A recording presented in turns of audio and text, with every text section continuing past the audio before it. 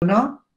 En tan poco tiempo, porque evolucionó el conocimiento sobre la epidemiología de la enfermedad, lo que fuimos enterándonos sobre la biología del virus, que permitió que la secuenciación del virus, del genoma del virus, permitió desarrollar métodos diagnósticos como la PCR para esta enfermedad.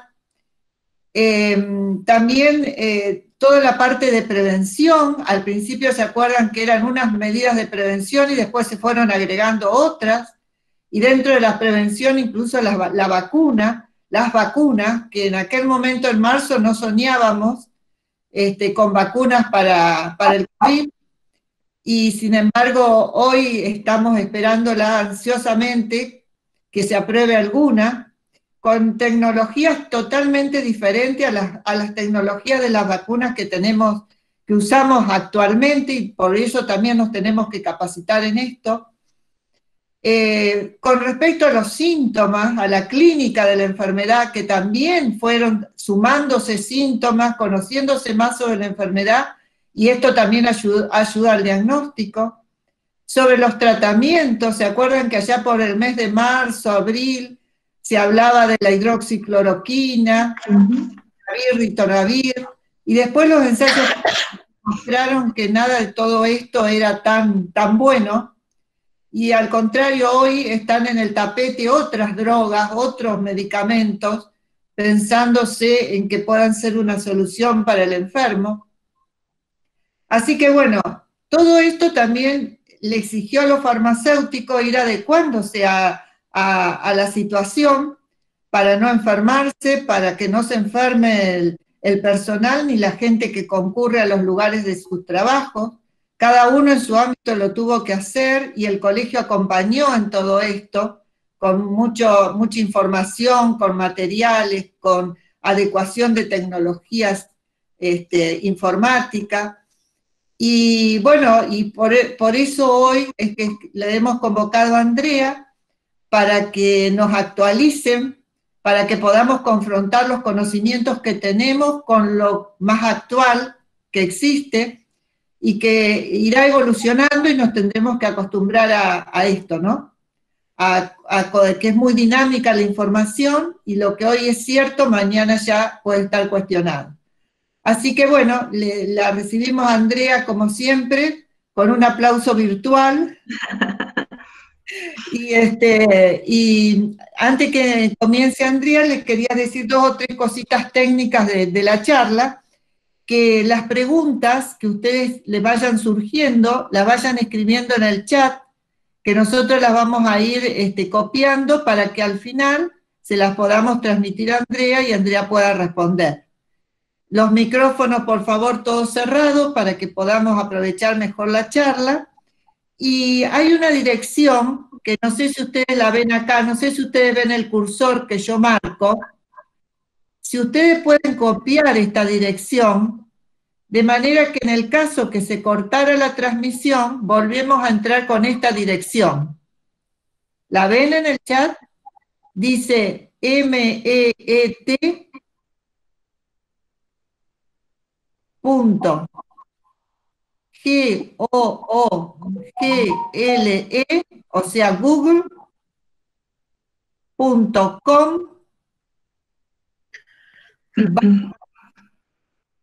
SIM _medio PRWO medio SWP.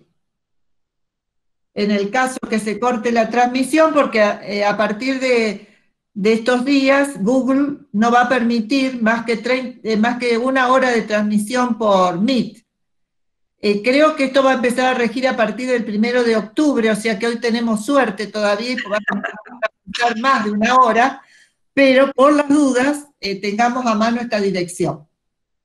Bueno, creo que nada más. Entonces las preguntas las vayan colocándolas en el chat, y dejamos a Andrea que comience su exposición. Gracias, Andrea. Bueno, buenas tardes. Como siempre, un placer estar con el grupo del Colegio de Farmacéuticos y un poco la idea de esta charla es cómo cuidarnos nosotros y cómo cuidar a los otros en el marco de esta pandemia.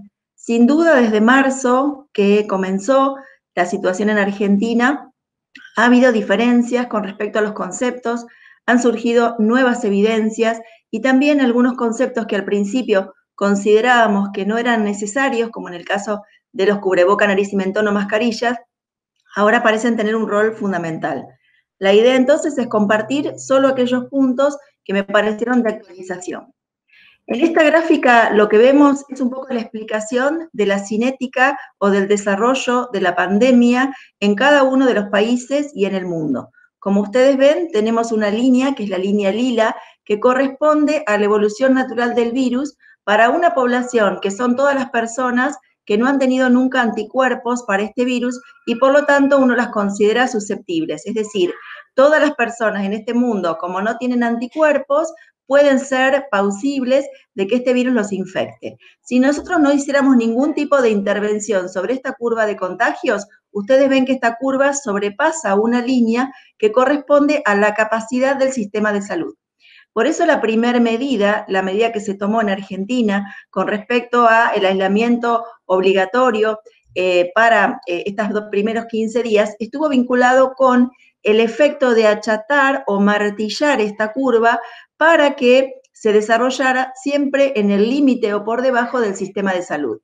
Ahora, más allá de haberla achatado con una medida drástica, toda la historia de las pandemias o de estos virus marcan que tenemos que transcurrir con una serie de ondas que algunos le llaman danzar y otros le llaman camellos, otros le llaman mesetas, que está marcada por un ascenso un poco lento para llegar a una determinada meseta o punta y luego el descenso que está marcado por un agotamiento en la circulación del virus con bastante población afectada. Sin embargo, lo que estamos viendo en este momento en Europa y en otros países es que más allá que la primera ola se desarrolle, es probable que se presente una segunda ola. En cada lugar, la primera o la segunda ola y el tamaño o la magnitud dependerá de cuántas personas se encuentran afectadas o estuvieron afectadas por el virus para poder saber que en aquellos lugares donde el virus afectó a mucha gente, seguramente hay mucha gente con anticuerpos protectores. Con respecto a lo que se llama inmunidad de rebaño, que sería lograr que mucha gente se infecte y de ese modo forme una barrera que enlentezca la circulación viral, se estima que deberíamos tener una afectación de un 60% de la población. Los datos de Europa y de Estados Unidos marcan que en general se ha llegado a una seroprevalencia a partir de estudios de sangre de las personas que se las investiga y se les detecta anticuerpos entre un 15 y un 20%. El único dato muy potente de cero prevalencia es de la Villa 31, en Ciudad de Buenos Aires, donde la cero prevalencia fue del 50%. Nuestro transcurrir seguirá así, con danzas, y en algunos momentos, cuando el acúmulo de casos sea muy importante y el sistema de salud esté al límite, quizá alguna medida restrictiva haya que tomar para poder bajar esta curva y seguir este modelo hasta que lleguemos a la introducción de la vacuna. Bueno, con respecto a los mecanismos de transmisión, me quiero detener en recordar que este es un virus, que ustedes lo ven aquí, que coloniza sobre todo la vía respiratoria y la vía respiratoria alta, y que se transmite por dos tipos de gotas, unas gotículas o gotas muy finitas que tienen la capacidad de transmitirse a partir de una distancia estrecha de menos de 1,5 metros a otro ser humano, y unas gotitas más pesadas o gotas gruesas o drops que son las que caen sobre superficies y mesadas. El mecanismo más potente de transmisión es a través de esta transmisión aérea de persona a persona, por eso la distancia y el contacto estrecho es fundamental. Y este mecanismo de transmisión de contacto es el que explica la contaminación de manos u objetos que, por supuesto, también pueden ejercer un efecto de contaminación. Con respecto a los aerosoles y la transmisión de aerosoles, este no es un virus que permanezca en el aire por mucho tiempo, a diferencia de otros virus como es el virus del sarampión, por ejemplo, y que esto explique la mayor contagiosidad del sarampión, en el sentido que si alguien tiene sarampión y queda en una habitación, cuando otra persona ingresa, es probable que adquiera la infección. Sí, distintos estudios, algunos con controversia, están demostrando que la aerosolización se puede producir sobre todo cuando se instrumenta la vía aérea por intubación, aspiraciones o toma de muestra y sobre todo en espacios cerrados sin ventilación. Esta es una nueva gráfica que me pareció muy interesante porque hasta ahora no veníamos trabajando con la carga viral, es decir, la concentración de virus en las secreciones y determinar cuál es la magnitud de esta carga viral. Sí se sabe que aquellos pacientes en línea anaranjada que están graves tienen sin duda una carga viral importante, y aquellos pacientes que están críticos, los graves en respirador, y aquellos pacientes que están moderados, que es la roja, tienen una alta carga inicial, pero luego tienen una cinética de descenso, mientras que los verdes corresponden a los leves o asintomáticos. En este momento todavía no hay estándares para medición de carga viral, como existen, por ejemplo, en citomegalovirus, pero ya hay experiencias que está haciendo el Hospital Garrahan para la medición de la carga viral. Como ustedes ven, y sobre todo en los cuadros leves, fíjense que la carga viral baja a niveles muy, muy bajos de transmisión, al día aproximadamente 10, y es por eso que también cuando veamos el aislamiento y la infectividad se marcan en este sentido. Bueno, al principio de la pandemia se hablaba de los asintomáticos y luego surgió otro término que son los presintomáticos. Los asintomáticos, como su nombre lo indica, no tienen síntomas, y los presintomáticos son aquellas personas que hoy no presentan síntomas, pero que mañana inician síntomas. Los tenemos todos los días y seguramente ustedes conocen un montón. En el caso de los pacientes sintomáticos, la carga viral es alta, cercana a la aparición de los síntomas, y es posible que la transmisión se presente 48 horas antes, mientras que la presintomática o la transmisión presintomática se ha evidenciado en casi un 40% o 60%. Por otro lado, en los individuos asintomáticos se ha encontrado que algunas personas son capaces de transmitir la infección aún sin presentar sintomatología. Esta gráfica me parece sumamente interesante para comprender cómo es el modo de contagio de este virus y cuáles son nuestras intervenciones más oportunas. Supongamos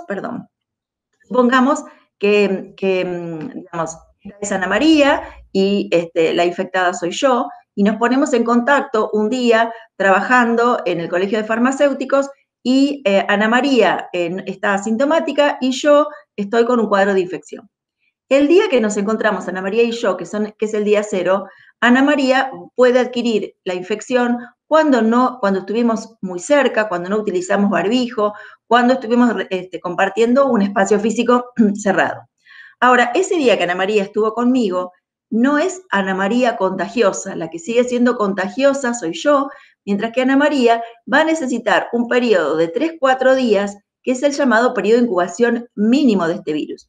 Durante este periodo de incubación, Ana María no va a contagiar, no va a presentar síntomas, y si yo le hiciera un hisopado, Ana María va a ser negativa, pero es un falso negativo porque yo estoy tomando una muestra en un momento en el que la concentración de virus en sus secreciones no es muy baja.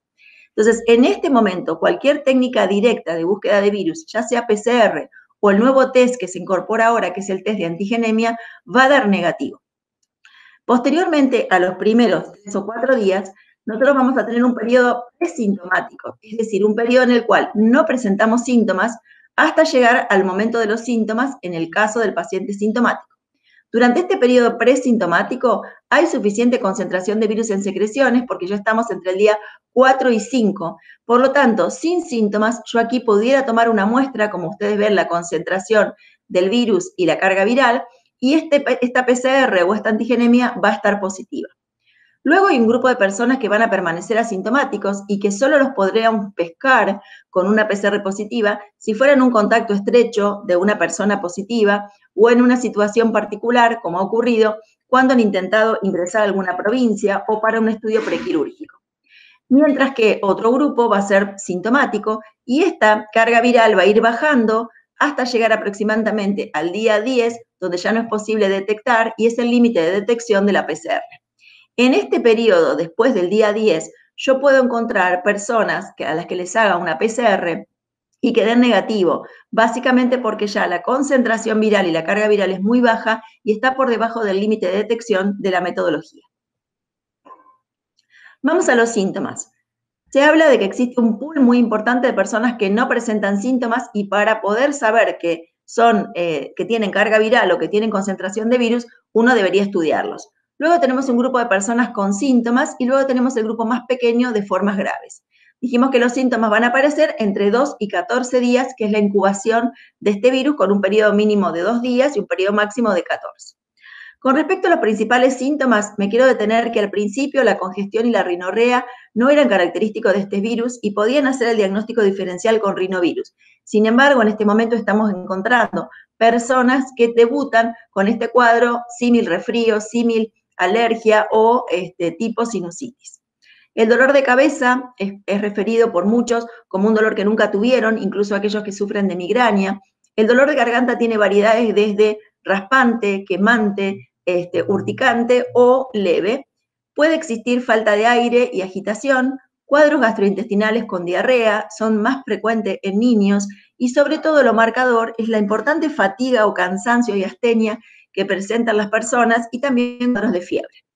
Al final, se agregó como síntoma importante la pérdida del gusto y el olfato, y esto básicamente en este momento parece ser patognomónico y no encontramos otra explicación en muchos de los pacientes, por lo tanto ya casi parecería ser confirmatorio.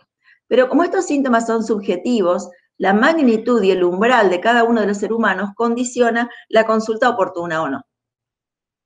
Quiero detenerme en las manifestaciones de piel porque estas se han presentado y acompañan en el curso de este virus. Al principio se refirieron a algunos casos aislados y esta es una recopilación de las 6 manifestaciones más características del COVID-19 reportadas desde hospitales italianos. Hay una manifestación de tipo urticariana que se observa. Por otro lado, hay una manifestación símil Sabañón, que es la isquemia acral, por los microtrombos causados por el COVID. Recuerden que este virus tiene esta característica de inducir la producción de trombos. Un exantema morbiliforme símil sarampión, un exantema de tipo livido reticulares, como cuando las personas con piel blanca tienen, por ejemplo, frío. Unas lesiones vesiculares que son muy parecidas y por lo tanto se han llamado varicela-like. Estas se caracterizan porque son todas se encuentran en la misma fase, o sea que es una varicela monomórfica y manifestaciones de tipo petequial. Me parece interesante que las marquemos porque pueden ser una consulta a la farmacia y sobre todo algunas de ellas muy pruriginosas, como las morbiliformes, pueden ceder con el uso de antihistamínicos que no están contraindicados. Con respecto a la comparación del COVID con otras enfermedades, en esta gráfica se compara COVID con gripe, con resfriado común, con enfermedades como dengue y alergias, y fíjense que sobre todo lo que se marcaba como raro es la congestión nasal, el moqueo o la rinorrea y los estornudos, que son raros, que son mucho más frecuentes en el resfriado común, pero que en este momento también forman parte del cuadro. Bueno, esta gráfica hace referencia a lo que yo al principio comentaba respecto al uso de mascarillas. El uso de mascarillas es muy común en Oriente, sin embargo, para Occidente esto es una novedad. En este caso, ustedes ven el tamaño de las partículas virales, y este tamaño de partículas virales son gotas gruesas o pesadas, que son las que caen, y después tenemos partículas más pequeñas, que son las que permiten la transmisión persona a persona. Como ustedes ven aquí, tenemos un infectado asintomático que nunca se dio cuenta de que tiene el virus, pero que al hablar, toser, estornudar e incrementado esto por gritar o cantar, puede transmitir a la persona. Si esta persona tiene un cubreboca, nariz o mentón, el riesgo va a ser moderado, pero fíjense que aquella que no tenga cobertura va a tener un riesgo alto. Ahora, si ambas tienen esta protección, fíjense cómo es muchísimo menor la dispersión de las partículas, y hay un eslogan que me pareció interesante que dice: mi mascarilla te protege a vos, básicamente porque yo contengo en mi mascarilla el virus, y tu mascarilla me protege a mí porque ocurre lo mismo, contengo el virus y por lo tanto no se dispersa. Es así que yo les marqué aquí cómo a partir de abril el CDC, el Centro de Control de Enfermedades Infecciosas de Atlanta, recomendó el uso de cubiertas faciales con tela. Después, en junio, la Organización Mundial de la Salud, que había sido muy categórica planteando que no era necesario el uso de mascarillas en asintomáticos, encontró que el alcance de la transmisión en los individuos presintomáticos y asintomáticos era muy fuerte y por lo tanto el uso de mascarillas era interesante. Esta posibilidad de un enmascaramiento universal, es decir, de que la mayoría de la población, por encima del 80%, utilice mascarillas, determina una reducción de la dosis o el inóculo del virus, por lo tanto, determinaría que no contenemos la diseminación del virus, pero quizá la infección es más leve y con formas asintomáticas. Así que abajo están las citas sobre todo de la importancia del uso de mascarillas y quizá nuestro transcurrir con convivencia con este virus sea mascarillas y distanciamiento social. Bueno, el perfil de los pacientes fallecidos se ha mantenido bastante constante. Esta es la primera de las listas que habían aparecido a partir de Wuhan, donde la enfermedad cardiovascular, la diabetes, enfermedad pulmonar crónica, hipertensión, cáncer, eran marcadores o factores de riesgo para la gravedad, pero no quiero dejar de mencionar, por últimos artículos que han surgido, el rol del sobrepeso y la obesidad en el mundo occidental.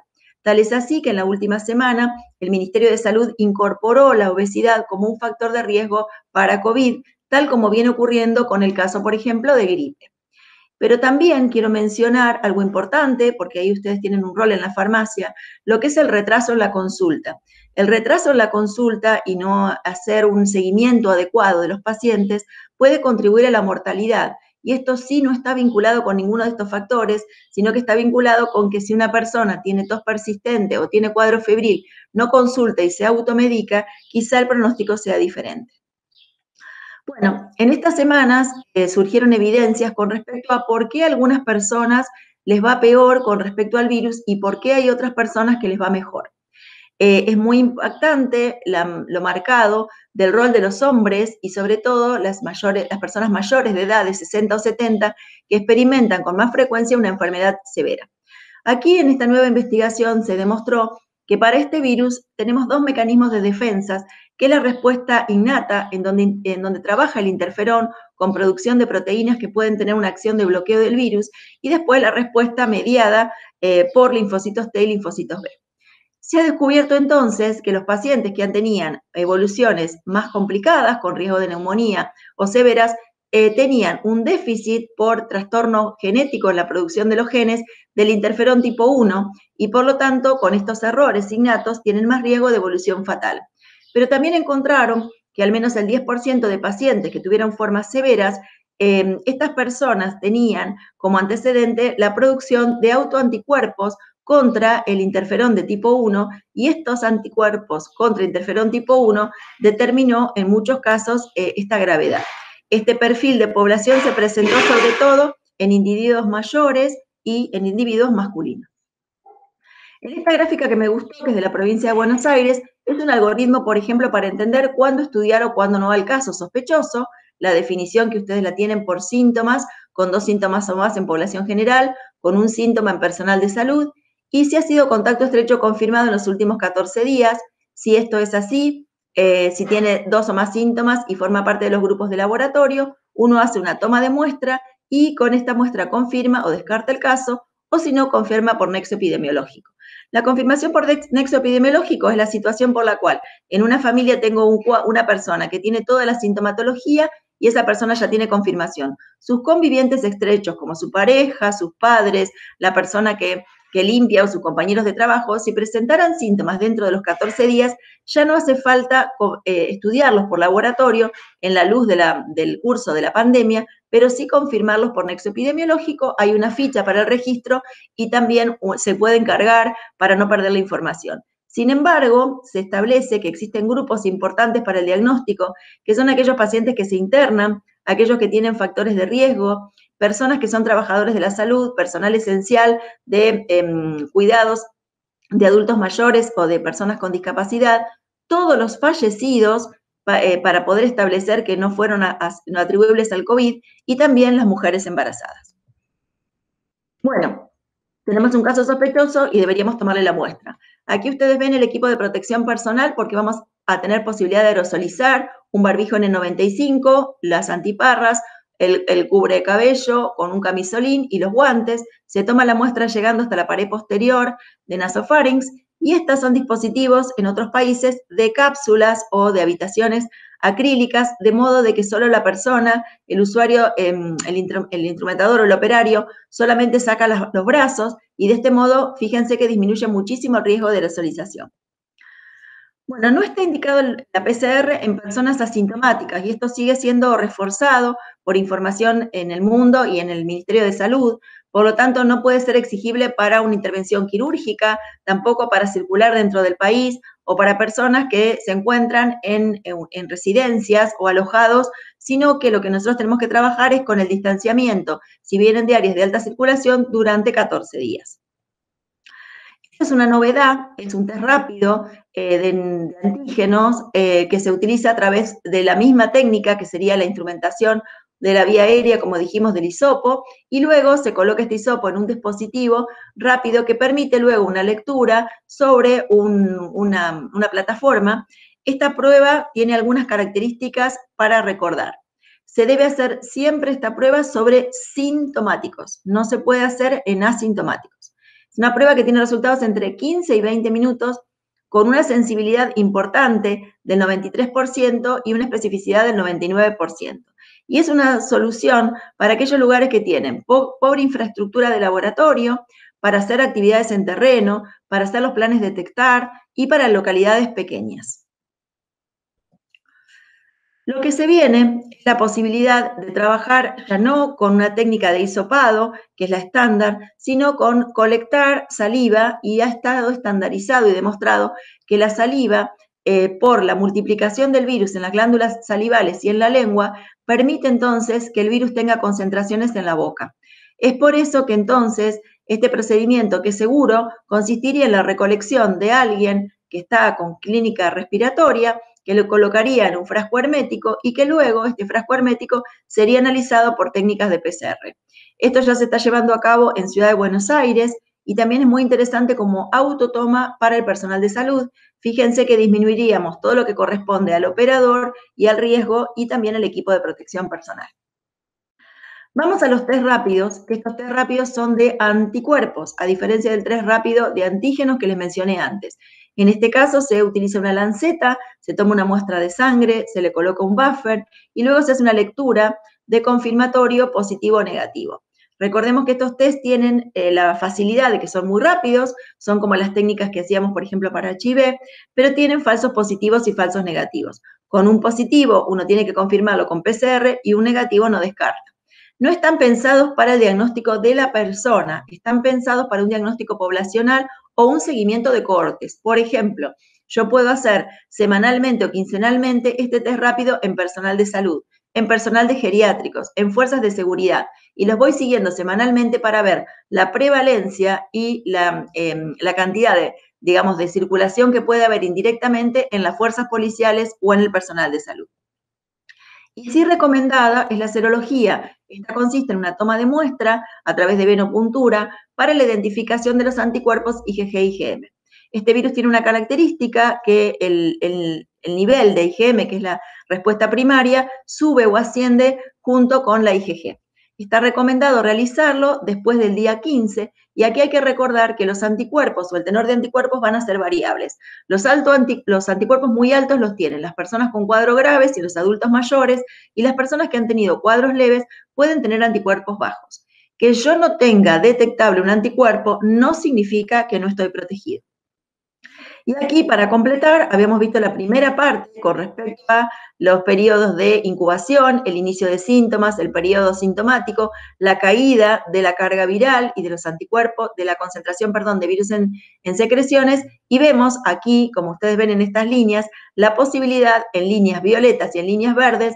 Fíjense cómo simultáneamente IgM y IgG ascienden y se mantienen la IgG a lo largo del tiempo, hasta ahora por el curso de la pandemia, 9 meses, y cómo ocurre una caída aproximadamente mes y medio de la IgM. Este es un cuadro interesante interpretando la utilización de la PCR, que es una metodología directa buscando el virus, y una indirecta buscando anticuerpos de IgM y IgG. Fíjense que si tengo una PCR positiva sin anticuerpos, estoy en la primera fase de la enfermedad, estaríamos aquí, ¿sí? Porque aquí tengo concentración y carga viral detectable, pero no tengo anticuerpos, mientras que si estoy, por ejemplo, con una PCR y una IgM aguda, estoy en una fase aguda, estaría, por ejemplo, en este momento, donde ya la carga viral está bajando y comienzan a subir los anticuerpos.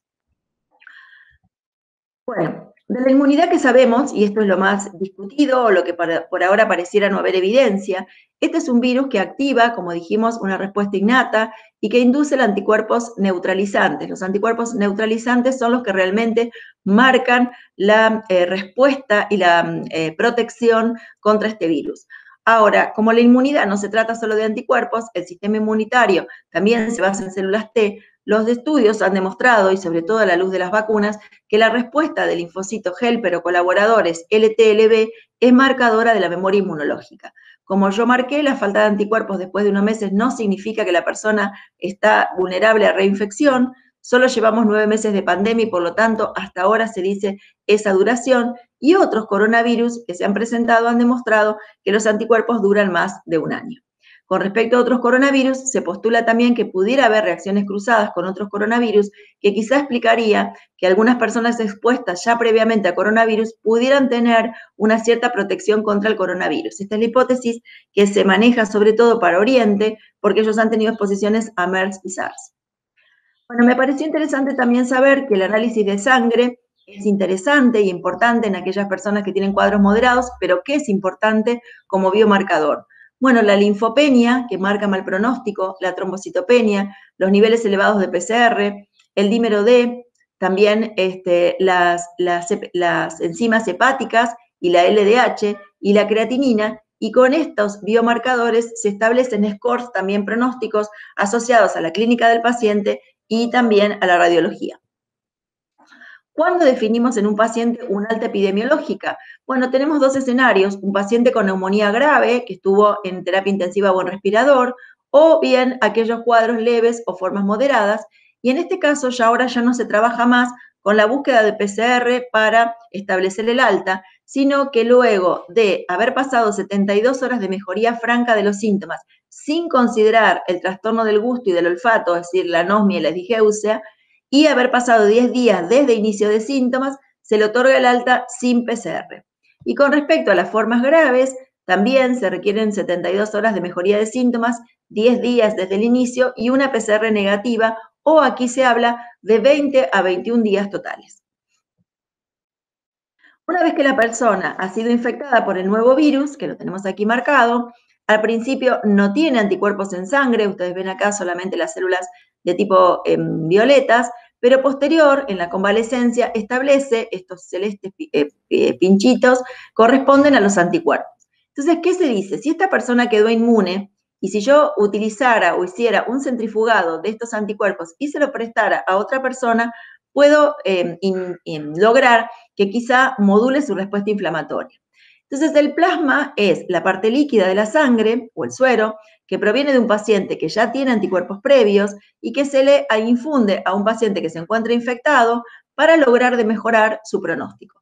Inicialmente se transfundía el plasma sin dosaje de anticuerpos, ahora se transfunde con dosaje de anticuerpos, el punto de corte es 1 en 400, para transfundir, son 200 a 250 centímetros cúbicos, se puede repetir en 2 tandas, en aquellos que tienen más de 70 kilos se utilizan 2 unidades, y se encuentra en investigación preliminar esta estrategia de intervención que ha sido muy exitosa en el caso de fiebre hemorrágica argentina, en donde sí existe un tiempo que es hasta 8 días, donde sí existen unidades neutralizantes, que son 3.500 unidades neutralizantes para infundir, de modo que cada bolsa de suero de plasma tiene cuáles son las unidades neutralizantes que tiene, y a partir de eso se calculan las bolsas por kilo de peso. Aquí esto todavía no está. Inicialmente se transfundían en pacientes graves, en terapia intensiva. Ahora se conoce por la cinética del virus que es más importante transfundirlo precozmente, cuando el paciente encuentra ya o inicia ya su dinámica de insuficiencia ventilatoria, y algunos proponen también su uso mucho más precoz. Bueno, otros artículos encontré como interesantes. Encontré como interesantes que las personas que tienen mayor edad pueden tener deficiencia de vitamina D, y por lo tanto se ha encontrado que tienen un dímero D, uno de los biomarcadores más altos, y tienen mayor incidencia de formas graves. Así que pareciera ser que la vitamina D puede estar asociado con peores resultados a COVID, y esto está vinculado con que esta vitamina juega un importante rol de modulación en el sistema inmunológico. Entonces se postula que el suplemento de vitamina D podría ser una estrategia preventiva, sobre todo en los meses de invierno, en donde la exposición al sol es mucho menor. Bueno, ¿qué otros tratamientos se encuentran en fase experimental?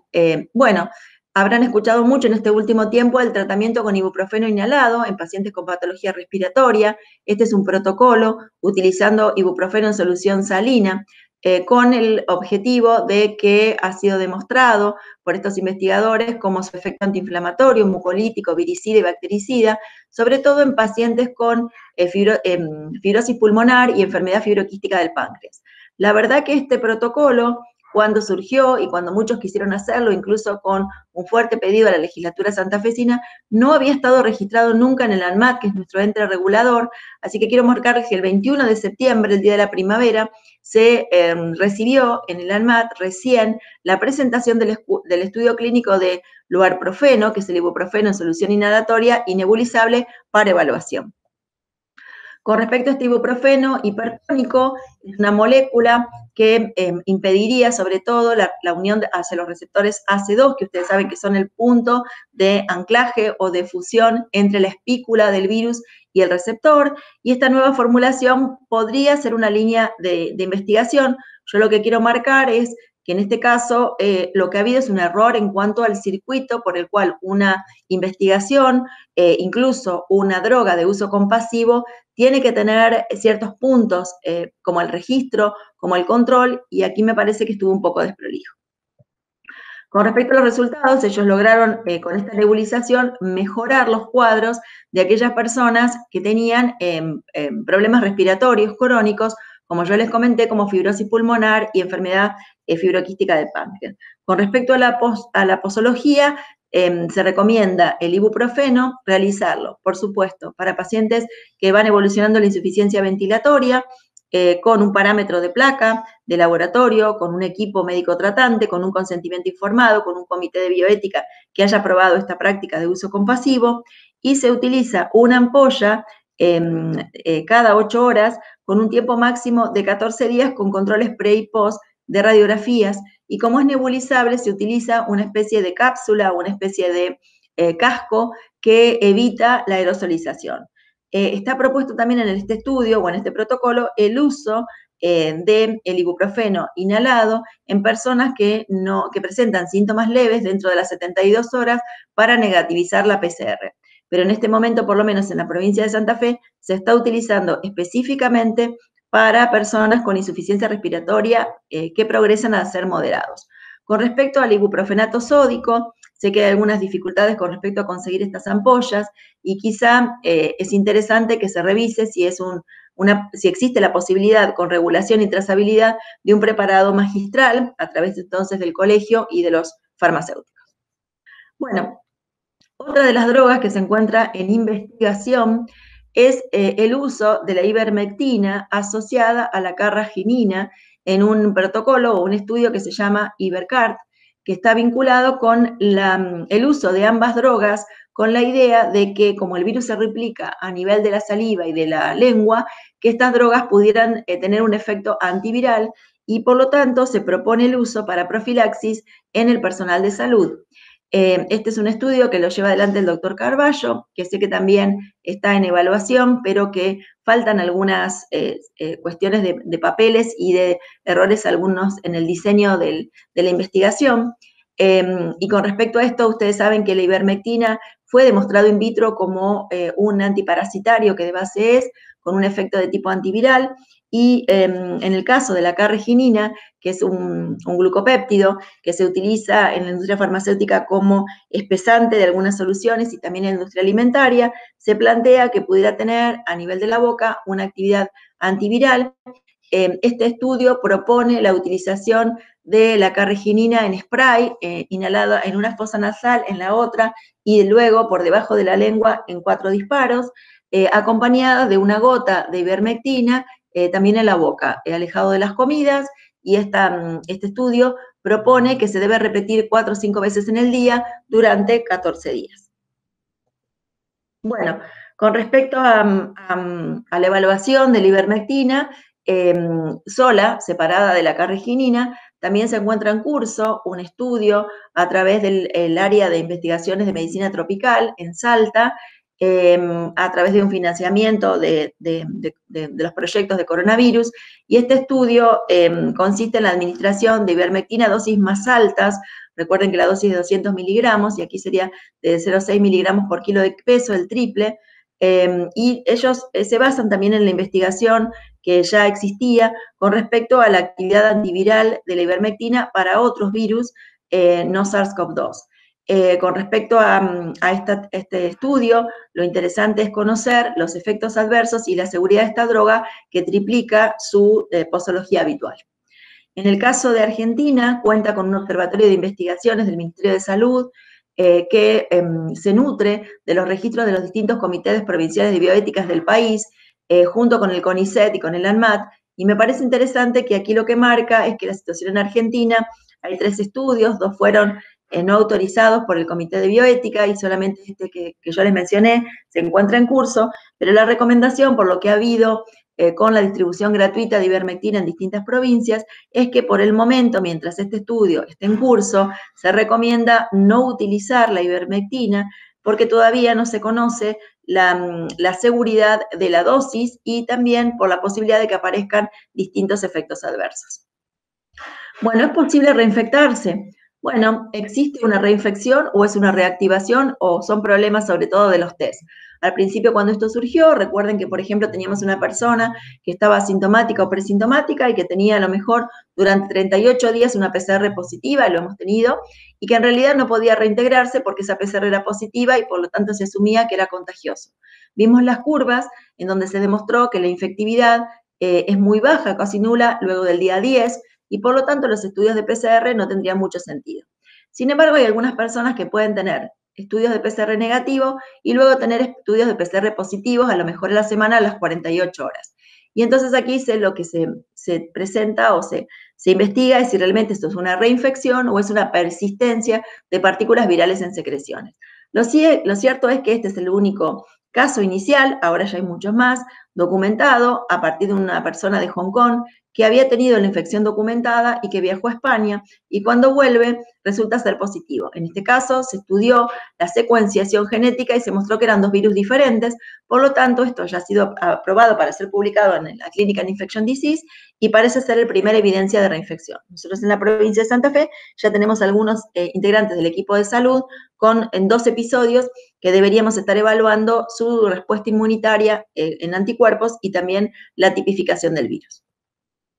Bueno, esta es una gráfica que me pareció interesante, que está sacada del Ministerio de Salud de España, donde establece criterios de personas con factores de riesgo y personas sin factores de riesgo, que son positivas para el seguimiento telefónico, que también les puede resultar de utilidad a ustedes en la farmacia como para orientación, cómo valorarla telefónicamente a las 48 horas, si presenta mejoría clínica, directamente se continúa el 7º día, sabiendo que al 7º día tenemos más chances de complicaciones, y en el caso de la persona con factores de riesgo, un seguimiento más personalizado.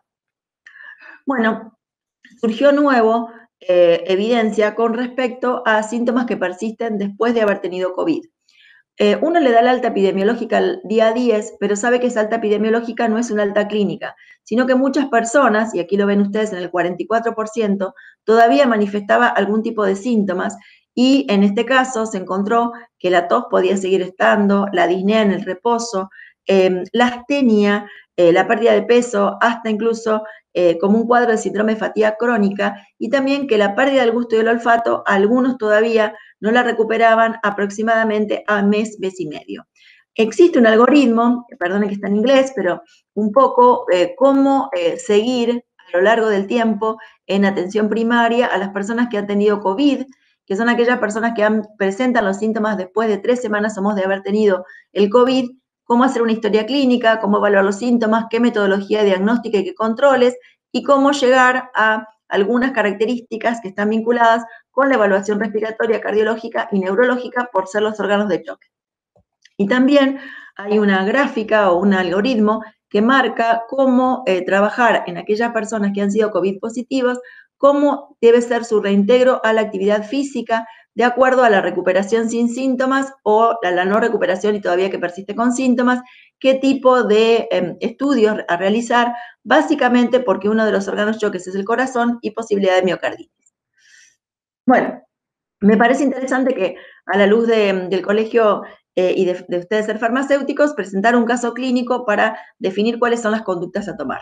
Acá tenemos a Ana, que empezó el martes 29 con decaimiento y dolor de cabeza y molestias en la garganta, y le recomendaron que se aísle y controle su cuadro. Ana vive con su pareja, con 2 hijos, y es farmacéutica y trabajó hasta el lunes a la tarde. ¿Por qué es interesante esto? Porque Ana tiene dolor de cabeza, o sea, cefalea, odinofagia y decaimiento, por lo tanto ya tiene parámetros viviendo en Santa Fe de ser un caso sospechoso. Y dijimos que con los casos sospechosos, las 48 horas previas, por eso es interesante que Ana trabajó en su farmacia este lunes, pueden ser el momento de contagiosidad de Ana. Ahora, como Ana la definimos como caso, la vamos a estudiar, ¿siempre o no? Bueno, vamos a revisar. ¿Cuándo estudiamos a una persona? ¿Cuándo estudiaríamos a Ana? La estudiaríamos a Ana si vive en áreas sin circulación viral, por ejemplo, que fuera en el departamento 9 de julio en este momento, y Ana recibió mercadería, por ejemplo, de alguien que venía de Santa Fe o de Rosario. Ahí la incorporaríamos con antecedente de un nexo en áreas de circulación. O bien vive en áreas sin casos y sin nexo, pero la estudiamos igual porque es personal de salud. Si es contacto estrecho con factores de riesgo, supongamos que Ana estuviera embarazada o fuera hipertensa o diabética, si es personal de salud, o no la estudiaríamos si es un contacto estrecho de un caso en áreas de circulación. Esto es un poco para marcar la priorización de los estudios. ¿Cómo se le estudia? Si está en fase aguda, antes del 7º día, vamos a buscar el virus. Las alternativas que tenemos son la PCR, que es el gol estándar, pero también ahora tenemos test de antigenemia, en 15-20 minutos la respuesta. No buscaríamos anticuerpos ahora en Ana porque está en una fase aguda y necesitamos 15 o 20 días para que tenga anticuerpos positivos. ¿Y cuándo Ana estaría de alta? Esto que yo mencioné, la estrategia ahora ya no se basa en el estudio de PCR, sino que se basa en tiempo y en síntomas. Por lo tanto, con mejoría de sus síntomas y a 10 días de inicio de los síntomas, Ana está de alta epidemiológica. Si Ana realmente se siente bien, puede volver a la farmacia. Ahora bien, la pareja de Ana, que es Pedro, tiene síntomas a los 7 días, es decir, que a la semana posterior, el día 6 del 10, comienza con síntomas. Pedro inicialmente era un contacto estrecho de Ana, entonces Ana había empezado el 29 y le habíamos dicho a Pedro que desde el día 29 debía guardarse 14 días, que es el periodo máximo de incubación, para luego tener el alta. Pero resulta ser que Pedro, al comenzar con síntomas, deja de ser un contacto estrecho y se transforma en un caso. Y es un caso confirmado por nexo porque es un conviviente estrecho de un caso confirmado que va a ser Ana. Entonces, desde el inicio de esos síntomas se aísla 10 días, por lo tanto el alta de Pedro se pasa para el 16 del 10. Y Ana y Pedro tienen 2 hijos que estaban aislados 14 días desde el 29, que era el inicio de síntomas de Ana. Pero ahora, como ahora tienen que comenzar de nuevo porque Pedro, que es su papá, comenzó con sintomatología a partir del día 6 y entonces se cuentan a estos niños desde el día 6, 14 días totales para estar de alta recién el 20 del 10. ¿Quiénes son los contactos estrechos de Ana? ¿Cómo buscamos los contactos estrechos? Sin duda son los convivientes, algún familiar que puede estar esporádicamente o que ellos hayan visitado 48 horas antes de que Ana tuviera síntomas y empezó el martes y el domingo quizás fue a algún lado a visitar a sus adultos mayores, amigos con los cuales haya tenido algún vínculo de algún café o alguna reunión, clientes que hayan venido a la farmacia y los compañeros del equipo de salud. Y estas gráficas están interesantes porque marcan lo que habíamos hablado, que con una distancia menor a 1,5 metros, la posibilidad de la transmisión interpersonal existe y va bajando en la medida que utilizamos equipos de protección personal. Esto es muy interesante porque a la hora de definir un contacto estrecho, tengo que evaluar si ambos llevaban mascarilla o si uno sí y otro no.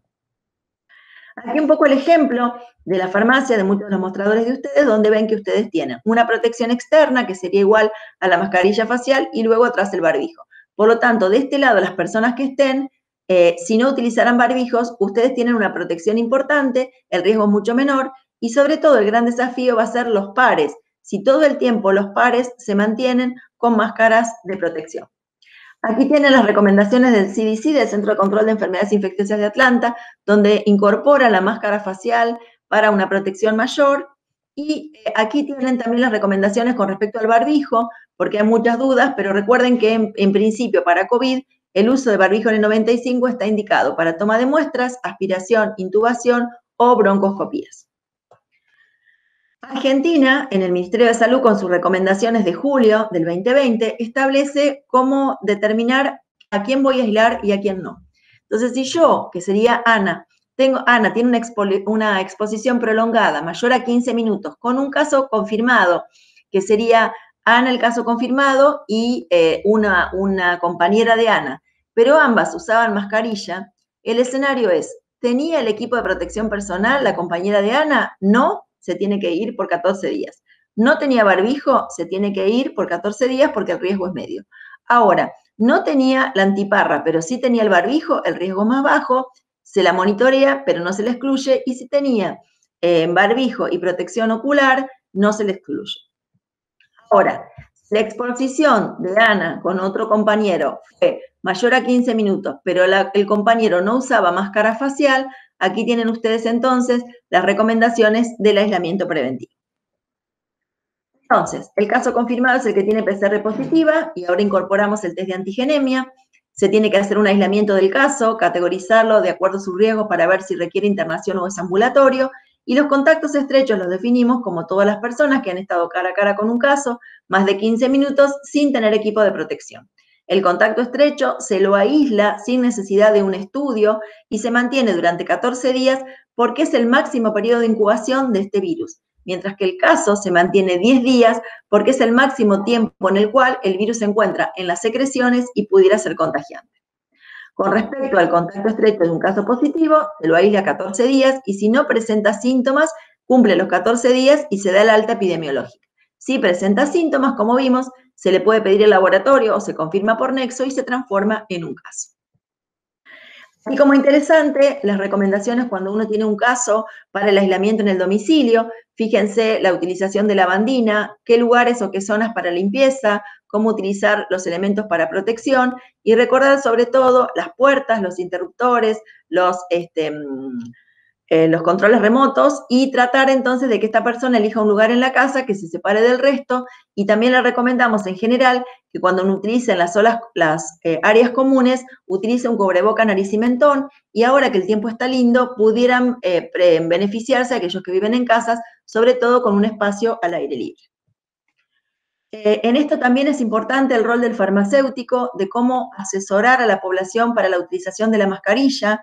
Es muy importante que la gente se lave las manos, verifique que no esté rasgada o que tenga agujeros, que luego localice la parte superior, si tienen el nepote para adaptar a la nariz, asegurar que se coloque adecuadamente cubriendo las áreas y que posteriormente en el retiro sea de hacia atrás hacia adelante, se coloque o se descarte en una bolsa que la gente puede llevar, que se higienice si no es desechable y que posteriormente uno se lave las manos. La nueva normalidad, ¿qué es lo que se viene? Bueno, la nueva normalidad propone evitar las 3C. Las 3C son los espacios cerrados y confinados. Esto puede ser, por ejemplo, los recitales multitudinarios o los espacios donde, digamos, la gente se aglutina, por ejemplo, casamientos o fiestas. Los espacios muy concurridos, que pueden ser mercados o áreas con mucha circulación, como por ejemplo en puntos de transporte público, o el contacto estrecho cercano cara con cara. Estas 3C se le suman, según los japoneses, el gritar o el hablar fuerte porque el impacto o la distancia en que las partículas son expelidas es mayor.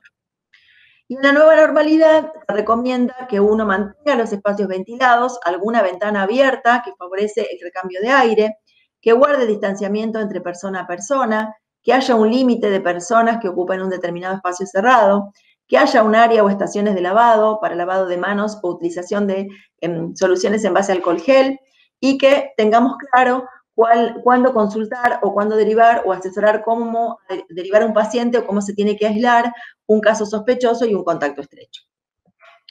Finalmente, el futuro parece estar promisorio con las vacunas. Hay unas cuantas vacunas que se encuentran actualmente en desarrollo.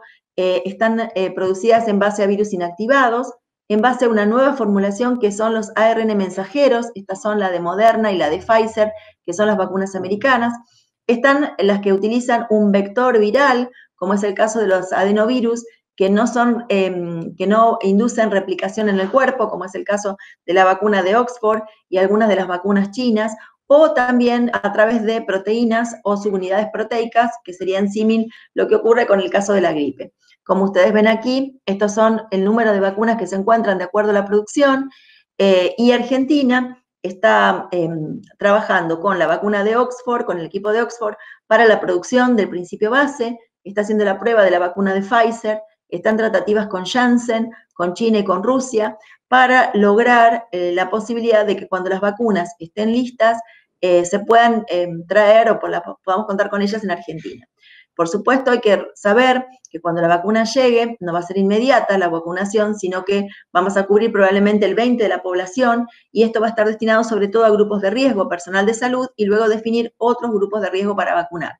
Mientras tanto, vamos a tener que continuar con el cubreboca, nariz y mentón, distanciamiento social, lavado de manos y consulta oportuna, haciendo testeo y restricciones de aquellos casos que sean positivos.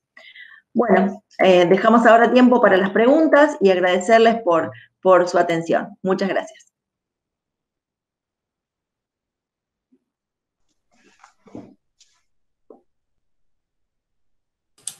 Bueno, acá dejé. Tenemos unas cuantas preguntas. Dale. Voy a ver, comenzar con estas. Dice, a los convivientes de un caso sospechoso, sí, luego positivo, se lo aísla por 10 días y no por 14. Sí, al caso sospechoso, que entiendo que quizá no lo hisopamos o está esperando su hisopado, serían dos circunstancias. Tenemos un caso sospechoso que lo hisopamos y está esperando su resultado. Ese caso sospechoso, desde el inicio de síntomas, necesita guardarse 10 días. ¿Por qué 10 días? Porque la infectividad, esto que hablamos de la concentración viral en secreciones, se ha demostrado que es hasta los 10 días. Incluso Alemania en este momento está planteando que quizá a los casos positivos ellos los trabajarían diferente. Quizá los aislarían al principio y al quinto día les harían un estudio de PCR. Los que son negativos al quinto día los liberarían, pensando en que probablemente la mayor parte de la carga viral y de la concentración de virus esté presintomático, sintomático y a los pocos días, y que luego la carga de virus comienza a bajar. Pero los contactos estrechos de este caso tenés que mantenerlos en aislamiento hasta el máximo periodo de incubación. Este virus tiene un periodo de incubación de 1 o 2 días con un máximo de 14 días. Entonces, aunque se sabe que la mayoría de la gente presenta síntomas al cabo de los 7 días y que el 98% presenta síntomas al día 12, el mundo todavía establece que el día 14 es el tiempo para liberar a un contacto asintomático con la certeza de que no pudiera presentar síntomas porque cumplió su periodo máximo de incubación. Hay una propuesta de repensar esto y quizá bajarlo a 12 días, pero todavía es 14. Claro, o sea, 10 días para el caso sospechoso o la persona que se enferma, y 14 para el contacto estrecho. Exacto, en uno tomás la infectividad, Ana María, y en otro tomás la incubación. El contacto estrecho tiene la incubación máxima y el caso tiene la infectividad máxima. En el leve 10 y en el moderado grave diría 20 días. Sí. Dice, entonces, desde el día 0 puedo contagiar recién a los 6 a 8 días. ¿Desde el día 0 de quién? O sea, desde el día 0 que estuvo en contacto, entiendo, No. ¿puede contagiar recién a los 6 u 8 días? No. Se refería al caso que vos contaste de Ana, al principio de tu charla. Ana, digamos. Ana, sabemos que Ana contagió 48 horas antes.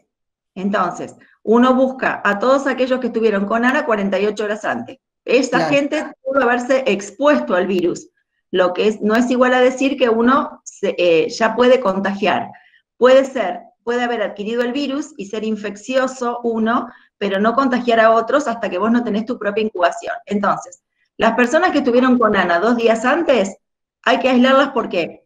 Porque desde el último día que estuvieron con Ana, ellos ya pueden haber adquirido el virus, ¿sí? Entonces, por ejemplo, una clienta que haya entrado para hacerse una práctica una tomada de la atención y Ana se le cayó el barbijo y la clienta no podía resistir el barbijo, vamos a todo el ejemplo utópico, ¿no? Ninguna de las dos tenía protección. La señora encima cuando le tomas la presión tosió, Ana también estornudó, bueno, todo horrible. Entonces, ese día que fue a la farmacia, que era el lunes, ya la señora estuvo expuesta a Ana. Ana tenía concentración de virus en secreciones porque empezó el martes con clínica. Por lo tanto, el lunes la pudo contagiar a la señora.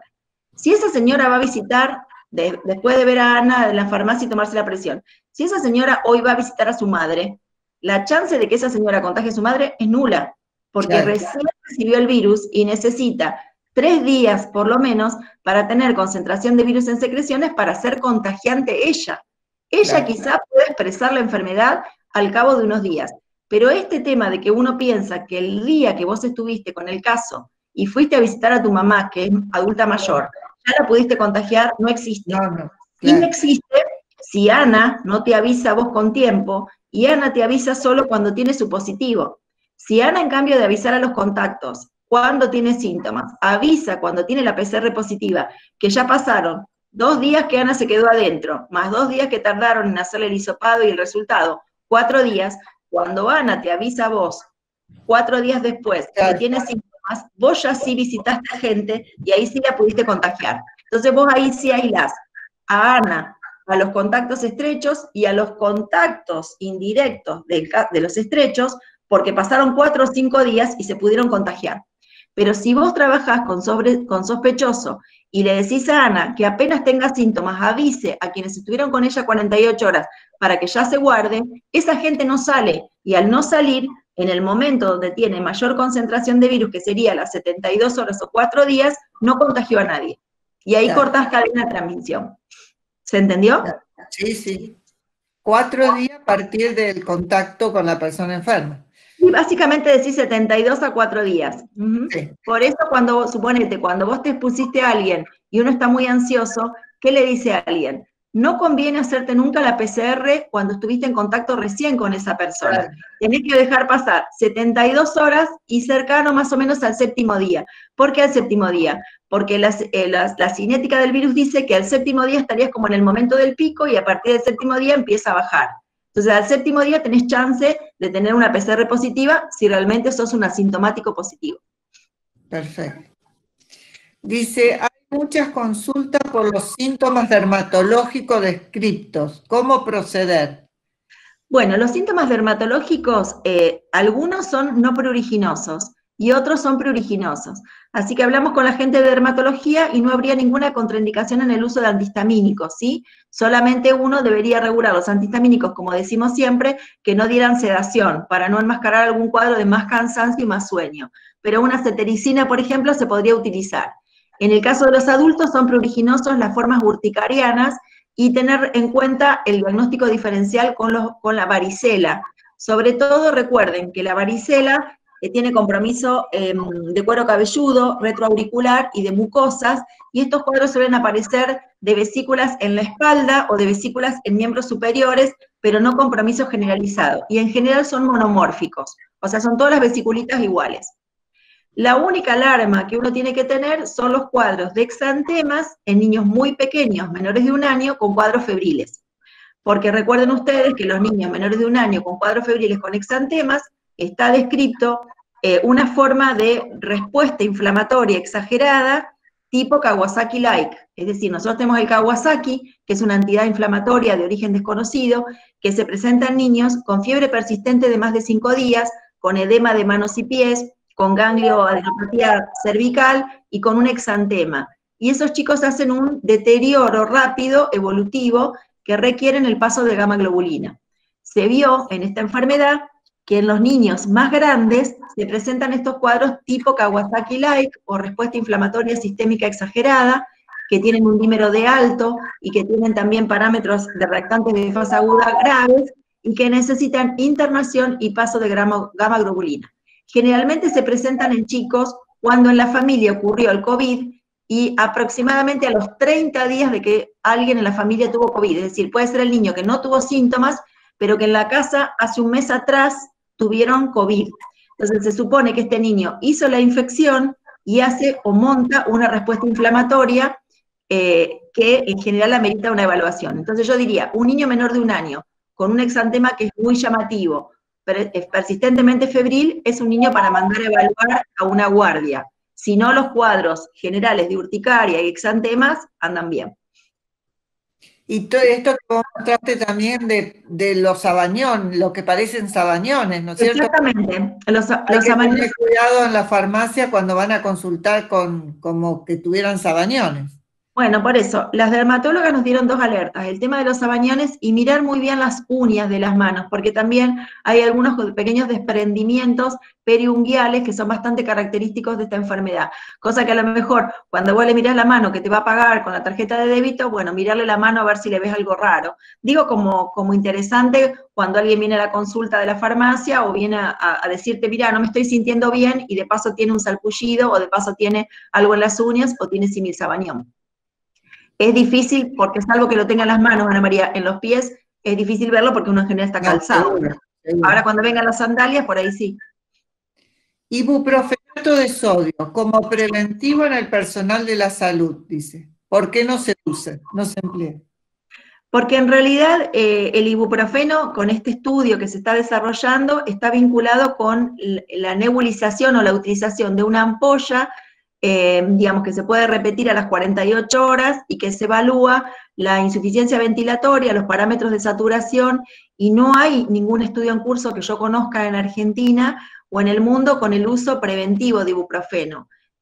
Solo el estudio que está desarrollándose ahora, con esto que hay de evidencia que yo les conté, solamente lo que hay de estos centros en Córdoba, Jujuy y Buenos Aires, y algunos acá en Santa Fe, son para formas moderadas, bajo un circuito cerrado de nebulización y por vía inhalatoria. Y por una acción antiinflamatoria. Sí, por una acción antiinflamatoria con una Para lo cual tiene que haber inflamación primero para... La respuesta. Sí, lo que es posexposición, Ana María, no pareciera ser, no deberíamos utilizar antiinflamatorio, gente, porque si uno va a hacer una posexposición, debería actuar bloqueando el virus. Como bloqueadores de virus pareciera esto de la ivermectina, que algunos dicen que pudiera funcionar, y también algunos habían pensado en el plasma de convalecientes preventivo para personal de salud, como darle los anticuerpos antes de que gatille sus propios anticuerpos, por si los tuviera bajos, y también habría bloqueadores o moléculas. Ahí se está trabajando con lo que son las nanomoléculas derivadas de llama, que es una alternativa. Las llamas producen anticuerpos muy chiquititos que se llaman nanoanticuerpos. Ahí hay una línea de investigación que está en curso. Y el otro que no mencioné yo fue el suero hiperinmune de caballo, que se está trabajando en Instituto Malbrán, con CONICET, por el tema de lograr concentrados de anticuerpos que pudieran ser para posexposición. Me imagino algo, por ejemplo, tengo una persona trasplantada que sé que va a tener pocos anticuerpos, que se expuso a una persona. Quizá esa persona es una candidata a recibir un pool de anticuerpos de suero de caballo o de plasma de convaleciente para darle anticuerpos. O sea que la línea de posexposición es más como antiviral o bloqueador del virus, más que como antiinflamatorio. Ah, bien. Porque digo, para volver a repasar, los primeros 7 días el virus se replica. O sea que vos deberías utilizar moléculas, estrategias que sean antivirales, que bloqueen la unión del virus con los receptores AC2 o que bloqueen que el virus se multiplique, pero después del 7º día ya empieza la respuesta inflamatoria. Entonces ahí sí te planteas modularla con corticoides, modularla con moléculas como, por ejemplo, la medicación de los monoclonales, podrías modular la respuesta de la persona, pero no con ibuprofeno al principio. Claro. Dice, sé que le están realizando tratamiento de ibuprofeno y salbutamol, cuando hay médicos que reconocen que los pacientes responden mejor al tratamiento con clenbuterol. No sé. Y la verdad que no te puedo contestar ahí, Ana María. En realidad, con salbutamol, ustedes saben que uno utiliza el broncodilatador básicamente en personas que tienen broncoespasmos más agudos, pero que en aquellas personas que son EPOC o que tienen un mayor número de secreciones, uno utiliza combinaciones más con ipatropium para que también de paso se sequen las secreciones. Pero depende de qué caso y qué individuo hay. En principio, las nebulizaciones no están recomendadas, sí están recomendados los PAF. Por la aerosolización. Dice, el test de antígeno rápido de Abbott, está aprobado por la provincia o se va a aprobar. Otras ya lo aprobaron como diagnóstico. Sí, sí, sí. El test de Abbott está aprobado por la FDA, que es como nuestro ANMAT americano, está aprobado por el ANMAT, está aprobado por el Malbrán en Argentina y está validado por el Ministerio de Salud como test diagnóstico, y de hecho en la plataforma de carga en el CISA, donde uno carga los resultados, ya está el aplicativo para poder cargarlo, o sea que se considera confirmatorio. Yo volví a marcar, si es un positivo te confirma, si es un negativo no te puede descartar.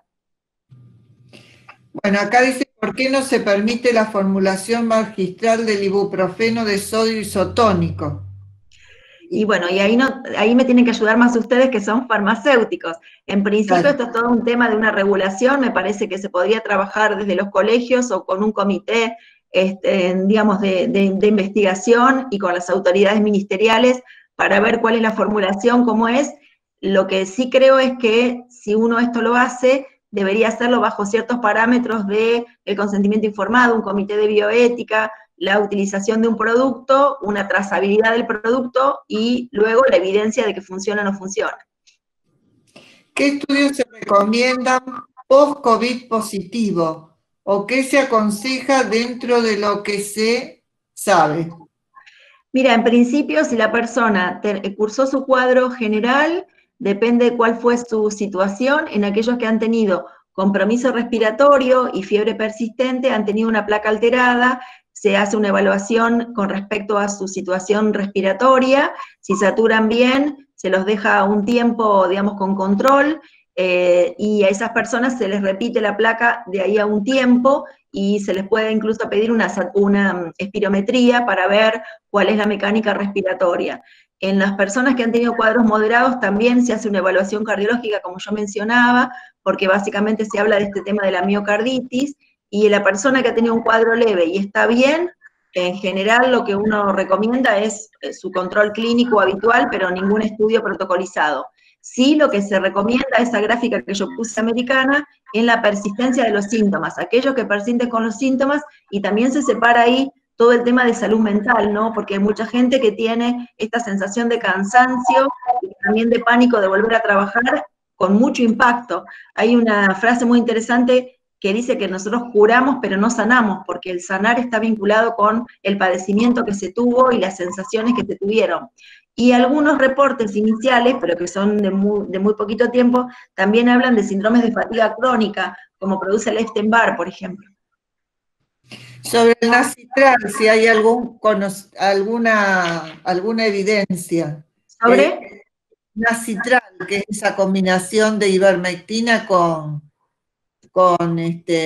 carragenina, pero yo creo que ya un poco... Sí, o sea, lo que está descrito es ese protocolo que está. Yo pregunté en Nación con respecto al observatorio de evidencia de investigación, me dijeron que no es una investigación que cumpla con los requerimientos que debería cumplir y que no está registrada como una investigación en curso. Bien. Es solo un protocolo, no es una investigación, es un protocolo. Claro, no es un estudio de ensayo clínico. ¿Qué se sabe en cuanto al bajo valor de anticuerpos en los casos leves? Esto creo que también un poco lo abordaste. Sí, o sea, lo que quiero decir es que uno no se altere si de acá a 20 días tuvo COVID, se hacen unos anticuerpos y te dan no detectable. Uno tiene que saber que los anticuerpos pueden ser bajos, pero que el mecanismo de anticuerpos no es el único mecanismo para la respuesta inmune, sino que vos tenés también la inmunidad celular. Uno podría indicar repetirlo al estudio en 15, 20 días a ver si los tenés altos. Si uno estuviera en un área de mucha circulación, como en este momento Santa Fe, es esperable que a los 20 días uno tenga anticuerpos positivos, pero si los tiene negativos, no desesperar, volver a repetirlos y saber que si uno tiene una confirmación por laboratorio, es altamente probable que tenga inmunidad celular. Eso sí está medido y evidenciado. La respuesta inmune con linfocitos T de memoria. Eso está medido en el virus y está medido en la respuesta inmune de las vacunas. Si le da bajo los anticuerpos, ¿debe aislarse nuevamente? Y ahí sí, ahí yo digo, es una persona que fue confirmada por nexo epidemiológico, se hace los anticuerpos y le dan bajo, y vuelve a ser un contacto estrecho de un caso, la verdad que yo ahí mi recomendación es, por ahora, con la evidencia que hay, deberías aislarse como un contacto estrecho. Si la persona tuvo una confirmación por PCR como positiva, tiene anticuerpos positivos y vuelve a hacer un contacto estrecho, la respuesta es no necesita aislarse como contacto estrecho, sí necesita continuar con medidas de distanciamiento y con utilización de cubreboca, nariz y mentón. Y si se realizan los anticuerpos a un caso que fue positivo y no se detectan anticuerpos, ¿qué pasa? Es lo que dijimos recién. Si yo fui positivo y no tengo anticuerpos, no significa que no los tengo. No son evidentes por el punto de corte de la metodología diagnóstica. Claro. Yo puedo volver a repetirlos de acá a un tiempo, porque el anticuerpo te da como esa seguridad de saber que vos sos inmune durante un tiempo que aproximadamente se calcula que puede ser de un año. Acá dice, el tema es que se dice que en los casos leves no se desarrollan suficiente cantidad de anticuerpos para brindar protección frente a una nueva exposición. Bueno, ya está todo eso. O sea, el tenor de anticuerpos es individual. Las formas leves desarrollan menos anticuerpos y la gente con formas graves y adultos mayores tienen más anticuerpos.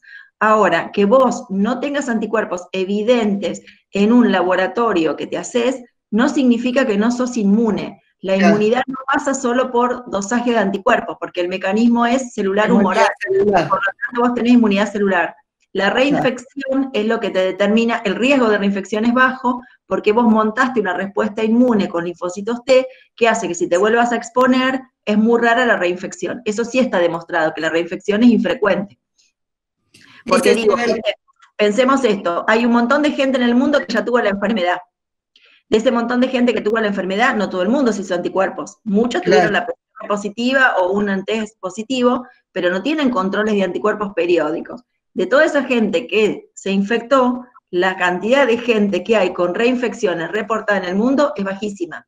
Por lo tanto, aún sin tener anticuerpos positivos en un laboratorio, vos tenés inmunidad por el doble mecanismo y por lo tanto no te reinfectás. Y en el caso de Ana, sí, fuera asintomática y su familia también, ¿cómo se detecta el virus o permanece asintomática y con qué poder de contagio? Bueno, resulta ser que Ana, solo podemos saber que Ana tiene el virus si Ana tiene algún síntoma. Porque les pregunto a cada uno de ustedes, si nosotros nos hiciéramos una PCR ahora, hay alguno de ustedes que seguramente resulte positivo con el nivel de circulación que tiene Santa Fe. Entonces son los asintomáticos que contagian. En un momento se pensaba que los asintomáticos no tenían un peso en el contagio, pero ahora se sabe que sí. Se dice que las cargas virales más altas, y esto sí está demostrado, las tienen aquellas personas que tienen cuadros más graves o más fuertes, y que las cargas virales más bajas las tendríamos los que tenemos menos síntomas o somos asintomáticos. Pero la respuesta es, no puedo saber quién alrededor mío puede tener el virus. Por eso, como sé que los asintomáticos y presintomáticos tienen un rol en la diseminación, la recomendación del distanciamiento social, lavado de manos y cubrebocas es por eso. Si yo pudiera saber quién de los asintomáticos va a ser positivo, me saco el barbijo, porque total, mapeo y digo, vos no sos, vos no sos, vos no sos, me quedo tranquilo. Ahora, cualquiera de nosotros podemos ser asintomáticos y transmitir el virus sin saber que somos. Pero esto no es igual a decir que yo me hago la PCR, porque la PCR o la antigenemia es una foto, y yo tengo que justamente hacerla en el momento que debo suponer que tengo el virus más alto. ¿Y cómo supongo en mi vida diaria cuando tengo el virus conmigo? Puede ser el lunes, puede ser el martes, puede ser el miércoles. Yo me puedo hacer una PCR el lunes, ser negativo, y el jueves empezar con clínica, tranquilamente, porque la PCR es la foto del momento y te dice que hoy el tenor de antígeno que tenés en las secreciones es 0. Ahora, en 48 horas, en la vida diaria que uno tiene, tranquilamente puede tener la PCR positiva. Por eso no se recomienda en el asintomático hacer ninguna PCR. Sí hay casos especiales, como yo les contaba, de personal de salud expuesto o contacto estrecho de un caso. Cuando vos identificás un contacto estrecho, que es un conviviente o es un caso, podés intentar buscar con la cinética del virus una PCR a 7 días de la exposición, porque ahí vos estás viviendo con un alguien positivo, o fuiste el compañero de la farmacia de un compañero positivo, entonces ahí vos ya sabés o cuándo empezó tu pareja, y le calculás 72 horas a 7 días, Y estos son los asintomáticos que ustedes ven que se pescan en la vida diaria. Son los asintomáticos contactos estrechos, laborales o familiares de un alguien que fue positivo. Si no, no lo podés pensar, porque en qué momento del día entre que te levantaste, abriste la farmacia, fuiste al mercado, volviste a tu casa, lavaste el auto, cargaste nafta, ¿en qué momento vos decís que estuviste con alguien positivo? No lo sabés. Entonces, solo aquel asintomático, contacto estrecho de un caso, ustedes podrían tomar la indicación de hacer una PCR para encontrar si es positivo o no. Dice, quisiera consultar por virus en superficie, por los protocolos de limpieza de la farmacia y porque a veces no sabemos si permitir a los clientes tocar los productos o si hay riesgo en el traspaso de recetas. Sí, con respecto a eso, todavía no hay tanta evidencia clara con respecto a la duración del virus en superficies y en elementos, en cartón, en plástico, porque los modelos que ustedes ven de la persistencia del virus no se hicieron con SARS-CoV-2, sino que se hicieron con SARS-CoV-1. Entonces, en principio, la recomendación es que uno manipule lo menos posible elementos de papel y dinero, por eso se propicia que utilicen la tarjeta de débito y que no utilicen el dinero, que no uses el papel, que pongas el celular en una bolsa plástica y que con respecto a los productos, bueno, trates de que la gente en general no manipule determinados elementos. Sí, lo que se sabe es que es un virus que no es demasiado potente en las superficies, porque rápidamente, luego de 5 minutos con lavandina diluida, 2 cucharadas en 1 litro se va, al sol también favorece la inactivación y con alcohol al 70 también, con lo cual la vía del contagio por el contacto estrecho a partir de una superficie no parece ser la vía principal. Tendría que ser justamente que la señora que tocó el desodorante estornudara sobre el desodorante para que ese desodorante quedara contaminado. Esto es un poco la lógica. La evidencia de contagio no está por contacto de superficies. La evidencia está por contacto cara a cara. Los errores o las pérdidas de las barreras son cara a cara más que por contacto de superficie. El contacto de superficie tendría que ser, yo voy a la farmacia porque estoy muy resfriada, me siento muy resfriada, estornudo sobre el dinero, vos tomás el dinero, te rascás la cara y, bueno, una cosa así, para encontrar el mecanismo. Pero es el cara a cara el más importante. Y vitamina D, si los valores son normales, lo mismo es conveniente administrar, me parece que no. No. Lo que dice el estudio preliminar es que aquellas personas que tienen déficit de vitamina D, déficit sería por debajo del valor normal, deberían suplementarlo con un poco también de sol para favorecer tener buenos niveles. Además, ahora te doy la mala noticia, te puedes tomar toda la vitamina D del mundo, pero si tenés una información genética que dice que no vas a producir el interferón 1, tomate la vitamina D, pero te va a ir mal igual, porque no tenés el interferón 1. Digo, aparte la vitamina D se deposita y es un riesgo estar tomando. No, porque digo, Ana María, todo esto no es una cosa o la otra. Hay una parte genética que uno tiene, de qué predispone o no a enfermedades. Hay un modo de cuidarse. Digo, para no el fanatismo de el ajo, la vitamina D, no sé, la ivermectina, me hago los buches con ivermectina o me hago el ibuprofeno inhalado para preventivo. No, la verdad que no, uno tiene que poder vivir en esta vida lo mejor posible tomando los recaudos y no perseguirse. Bueno, Andrea, estas son todas las preguntas, demasiado. Espera que acá tengo una acá. El uso de guantes se recomienda. El uso de guantes, a mi entender, los guantes para mí son una falsa protección. Nosotros no nos va bien con los guantes, porque la gente se olvida de lavarse las manos. Yo la verdad que en mi práctica diaria pediátrica, cuando hacía guardias, nunca usé guantes, salvo que tuviera yo lastimaduras o que fuéramos a instrumentar sangre por el tema de la bioseguridad. Pero si no, uno se lavaba entre paciente y paciente, y la verdad que no me pesqué nada nunca.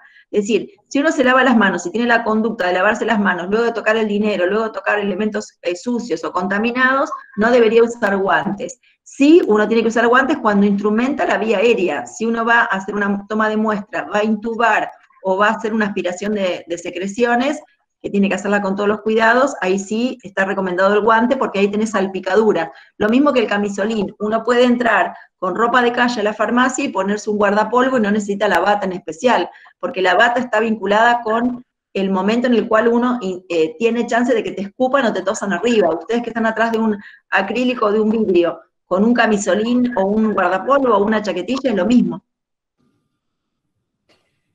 La charla la vamos a está grabada, así que... La grabada, te prometo, Ana María, que la grabamos de nuevo, porque esta grabada no la subas, porque ha sido la peor charla de toda mi vida, con todos los errores, los inconvenientes técnicos habidos. Así que no la subamos, el PDF lo tienen, yo les mando un montón de anexos más, y me comprometo a grabarla bien, Ana María, porque si no me voy a sentir frustrada. Ah, pero no, por favor. No, Ana, no, sí, vamos a grabarla bien, porque por ahí la gente la quiere seguir y ha sido, no, me ven, no me ven, me ven, no me ven, ¿dónde estoy? Estoy acá. No. Después eso lo arreglamos, no te preocupes y la grabamos. Pero como vos quieras. Sí les mando material interesante, porque hay mucho material, digo, de esto de infectividad, de los protocolos de ibuprofeno, de ivermectina, para que todo el mundo maneje lo que hay. Y el contacto también de el Observatorio de Investigaciones de Nación para poder chequear si hay algo en investigación o no. En lo personal me parece que si hay una propuesta desde el colegio con algo del ibuprofeno, creo que hay que elevarla al ministerio para ver si es posible algo de lo que planteaban acá los compañeros, ¿no? Bueno, muchísimas gracias, Andrea. No, gracias por el aguante en la tecnología. No, al contrario. Volveremos a la nueva normalidad y seguimos en contacto.